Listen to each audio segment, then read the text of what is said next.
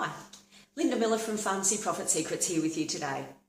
Guys, I ask this question a lot at conferences and I want you to take a moment and really think about your answer. How important is your pharmacy to you as a business? The usual answer I get is very, and yet it's still a real challenge for many community pharmacists to find the time to focus properly on their business because they're so busy in their business. Helping customers and contributing to your community and their health is critical, and it's why most pharmacists got into the profession in the first place. It's important to continue to educate ourselves, especially now with the support and the opportunities the government's providing for professional services.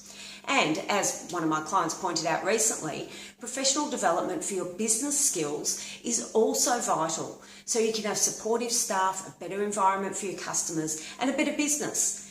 And there's the rub.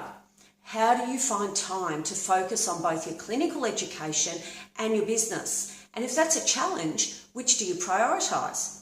Look, clinical education is vital. I totally agree. You need to be at the top of your game so you can help your customers and your community.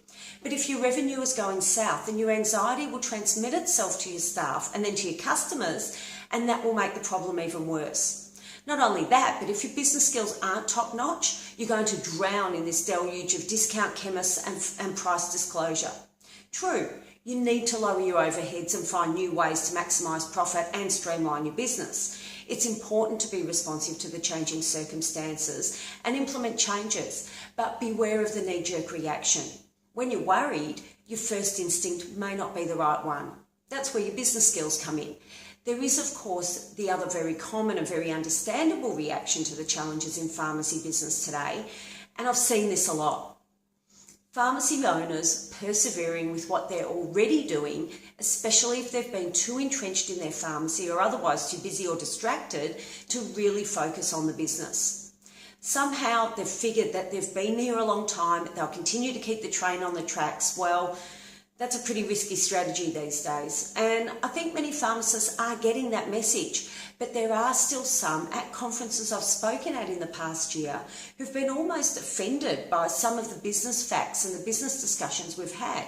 We can talk about clinical matters and clinical outcomes, and that is very important, but let's not forget the business outcomes and the business focus, because after all, your pharmacy is a business. There are some who find the business focus confronting. They've felt nervous and uncomfortable because I talk about how things have changed in the pharmacy sector and how they as pharmacists not only need to understand the urgency to change, but that they need to take action too. And I totally understand it is confronting and upsetting. As human beings, familiarity feels safe, even when the familiar no longer serves us. Haven't we all bought shoes that were comfortable and supportive and kept wearing them long after they'd worn out and were causing pain simply because we'd either become accustomed to the pain and accepted it, or worse yet, didn't really notice the current uncomfortable reality? Your pharmacy could be like that too. So the key to power this year is about more than the importance of implementing education. It's about taking action, strategically lowering your overheads as well as making more revenue through increased sales. Sales is considered by some pharmacists to be the S word. Even so, a focus on selling needs to happen for you to continue to be an important and active member of your community. That's why attention is turning to the front of shop for many pharmacies now. Provided selling is done with integrity and grace, it will strengthen your profitability, keep you competitively viable, while at the same time being very customer focused. This is so important to plan for right now. Remember though, that implementation is just as important as planning. They go hand in hand. But as Picasso once said, action is the foundational key to all success. So this year, let action be your key to power. Create your own masterpiece. Look for ways to improve your efficiencies, to maximise your profits, to leverage your time, plan and implement.